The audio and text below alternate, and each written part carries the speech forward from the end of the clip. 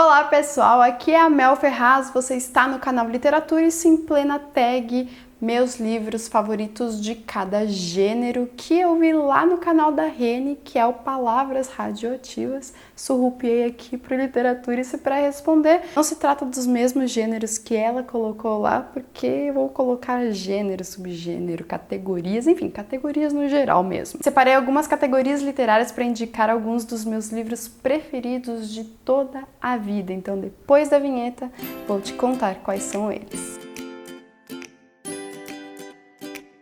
Antes de tudo, preciso dar algumas explicações porque eu costumo roubar em tags e indicar mais do que um livro. Vou tentar não fazer isso aqui. E claro que muitos livros que eu amo de paixão ficarão fora porque podem não ter se encaixado em alguma categoria, não trouxe a categoria aqui pro vídeo. Enfim, de qualquer forma, vocês vão sair com a sua lista de livros para ler aí bem maior. Te prometo. Vamos começar com clássicos, ou o que eu coloquei como cânone. E vou citar então a Divina Comédia, que é a minha leitura do momento. Mas como assim, meu? Você já está citando aqui como sua preferida? Sim, ele é dividido em 3 partes, Inferno, Purgatório e Paraíso.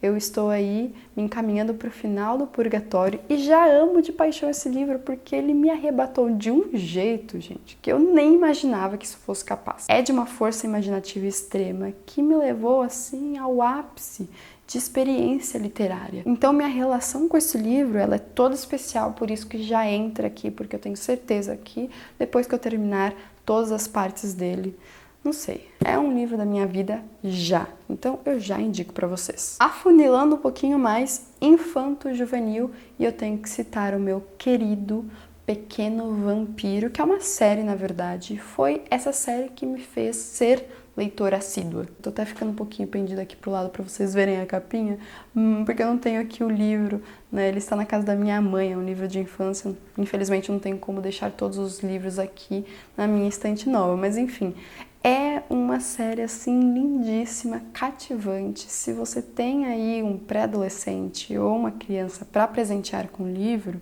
esse livro é especial, creia em mim. Fala muito sobre amizade, sobre o poder da fidelidade. Então eu acho que é um livro realmente assim de carinho mesmo, sabe? Estou citando o primeiro livro da série, que é O Pequeno Vampiro, mas como eu disse, é uma série bastante extensa. A outra categoria é para os Young Adults, que são os livros aí que na minha cabeça, né, pelo menos assim que eu os classifico, que se passam com personagens no ensino médio, nessa idade aí bastante tensa que é a adolescência.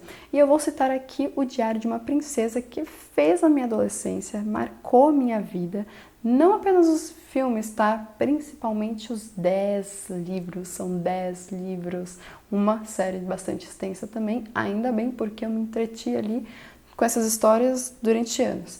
Então, assim, super recomendo. Eu gosto muito, muito, muito da protagonista, da construção dela, então também fica aqui uma indicação para você. Eu não tinha como deixar de lado, né, a categoria modernismo, que eu só coloquei aqui, gente, eu vou falar a verdade. Eu amo modernismo, mas esse é o livro da minha vida, né, o Mrs. Dalloway. Eu tenho vários livros da vida, como vocês podem perceber, mas esse daqui, assim, vai sempre me acompanhar, que é da Virginia Woolf.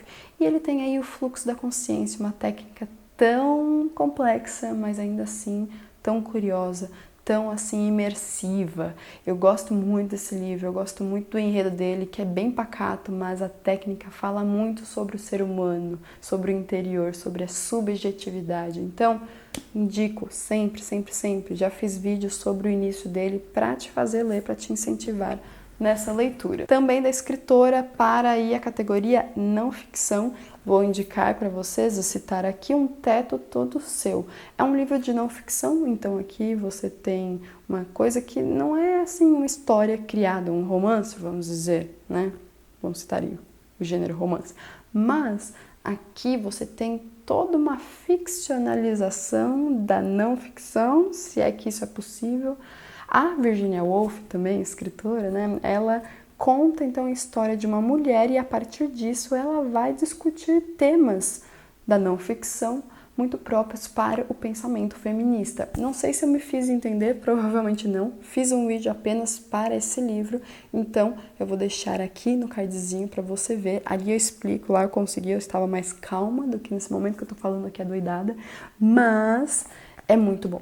Realmente. E vejam, ele é fininho, né? Mas fala sobre coisas muito importantes pra gente hoje em dia, pra gente poder discutir. Nacional contemporâneo, eu tenho aqui o Caderno de um Ausente, nessa trilogia do Adeus, que vem num boxzinho da editora Alfaguara. Mas eu vou citar aqui somente o primeiro livro, que já faz valer a pena, mas daí se vocês quiserem mais doses do escritor. Nós temos os outros personagens dessa história também ali ganhando narrativa nesses outros 2 livros. Mas nesse livro aqui, Caderno de um Ausente, que é tão poético, gente, acredite em mim, poético. Aqui nós temos um pai escrevendo para sua filha que acabou de nascer.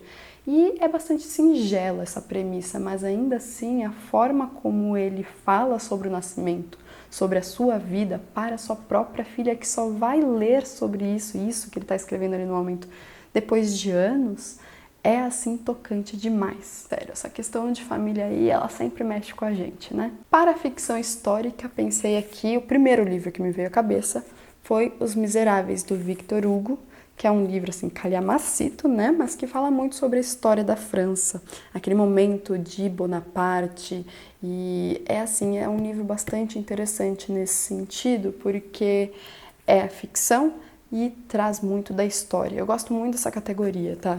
E esse livro aqui, é claro que ele é muito marcante na vida de um leitor, então não tem como deixar ele de lado. Ah, sim, é claro, eu não posso deixar de mencionar aqui que algumas passagens com base na história são um pouquinho assim de tirar o nosso fôlego, são um pouco cansativas, como a Batalha de Waterloo, por exemplo. Mas ainda assim vale muito a pena passar por essas passagens e ter essa experiência tão única com essa leitura. Romance de formação, que tem muitos exemplos na literatura. Eu escolhi A Montanha Mágica para mostrar aqui para vocês e indicá-lo para vocês, porque realmente esse livro aqui, sempre que eu posso, eu tento indicar, porque é um mergulho no interior do ser humano. É isso, gente. E ele é surpreendente. A todo momento eu pensava, não, agora não vai acontecer mais nada. Bum, vem mais uma coisa bastante lírica, por vezes. É muito interessante isso, né? Um livro calhamação desse, prosa, mas ainda assim traz acontecimentos e questionamentos muito introspectivos e belos. Eu não gosto nem de falar da premissa, nem do básico desse livro. Apenas falo, leia, tente, sabe? Se você tiver curiosidade, vale a pena só pela curiosidade. É um livro magnífico. Poesia, o livro das semelhanças, que falei uns meses atrás aí aqui com vocês, da Ana Martins Marques. É um livro também singelo, vejam, né? São várias leituras aqui com premissas, escritas até singelas, mas ainda assim que conversam muito comigo. Esse livro aqui, eu acho que ele conversa porque tem aquela coisa muito, vamos dizer, fácil, né, de nos seduzir, que é falar sobre livros, que é falar sobre leitura, que é falar sobre leitores. Então aqui são poemas que falam sobre a gente, sobre o exercício de até mesmo abrir esse livro. Eu amo esses poemas porque eles são simples, mas ainda assim eles fazem com que a gente sinta. Eu acho que a poesia ela tem que fazer isso, ela tem que ter esse efeito de nos fazer sentir. E é claro que isso é uma experiência bastante única de cada um. A sua experiência com esse livro, o seu sentir com esse livro vai ser diferente do meu. Para a ficção científica, eu vou citar aqui para vocês o Matadouro 5 do Kurt Vonnegut, que fala muito sobre memória, sobre questão temporal, sobre o que é realidade ou não, principalmente em questões psíquicas, em termos de traumas históricos, pessoais até. Então, esse livro aqui, ele é bastante complexo em termos narrativos, mas ainda assim, ele traz essa questão de trauma do pós-guerra, que eu acho que é sempre muito bem-vindo para a gente discutir, né? Enquanto leitores, passando por coisas através da ficção, pelas quais a gente, sei lá, talvez nunca vá passar. Curiosíssimo esse livro, bem louco, porque o Kurt Vonnegut é esse escritor, esse loucaço, mas eu gosto muito disso. Assim como o Philip K. Dick, por exemplo, que é outro escritor de ficção científica. Poderia citar trocentos mil outros livros de ficção científica aqui para vocês como meus preferidos, porque eu gosto muito dessa categoria, desse gênero, né, se você quiser tomar por esse nome, esse gênero, porque eu acho que é um gênero que faz com que a gente pense muito sobre nós próprios e sobre a sociedade. Vou indicar para vocês um livro da categoria aqui, Distopia, Fahrenheit 451, que fala muito sobre a censura, sobre a disseminação e a herança cultural. Aqui fala muito sobre cultura e eu acho que esse livro é tocante em muitos momentos, principalmente no final dele. Cara, tem tanta simbologia envolvendo essa história que eu não saberia nem por onde começar se eu tivesse somente alguns segundos para falar sobre ele, que é o caso desse momento. Mas o bombeiro na sociedade desse livro, ele existe não para evitar e apagar incêndios, mas para justamente tacar fogo em livros. Os livros são proibidos nessa sociedade. Vocês entendem a dimensão simbólica que isso representa? Ainda mais nos tempos de hoje. Gótico e terror, vou com Frankenstein, que é bem reflexivo. Ele é muito diferente do que eu imaginava antes, né, de ouvir as pessoas falando sobre Frankenstein. O que é isso, né? O Frankenstein é um monstro ou é o cientista? Aqui eu fiquei sabendo que é o cientista que cria então um monstro através de partes, né, retalhos humanos, e ele ganha vida. Então esse livro aqui ele também é considerado um dos precursores aí da ficção científica, mas vou citá-lo nessa categoria do gótico, do terror, e dizer para vocês que ele mexeu muito comigo. Ele é fininho, né? Ele é curto até, mas traz construção de personagens muito bem desenvolvidas, né? Construção muito bem desenvolvida. E eu acho isso excelente, assim. A escrita aqui, ela é muito, muito abrangente. Ela abarca muitas coisas, 1 milhão de coisas, assim, e de reflexões. É um livro bastante reflexivo. O que faz o monstro depois que ele é criado e excluído da sociedade até mesmo pelo seu próprio criador. A penúltima categoria é nacional, e eu vou citar um clássico aqui, não contemporâneo, como eu já indiquei para vocês, mas eu vou com Dom Casmurro. Sim, Machado de Assis, não tinha como não citá-lo. E eu amo Dom Casmurro até mais do que Brás Cubas, porque eu gosto muito da questão do narrador aqui. O protagonista, Bentinho, ele vai contar a sua história, essa história de traição, ou do que seria a traição da sua esposa, só que ele é um narrador em primeira pessoa totalmente desconfiável, assim, não dá para confiar em sua palavra, porque é justamente uma perspectiva muito parcial, aliás, totalmente parcial. Nós não temos essa perspectiva imparcial de um narrador em terceira pessoa. A discussão que surge daí envolve leitores e a nossa cultura no geral, que já englobou isso, mas eu gosto muito da questão que pode suscitar, que é quanto à criação de uma narrativa, de um livro, de uma trama, né? Qual que é o poder da literatura?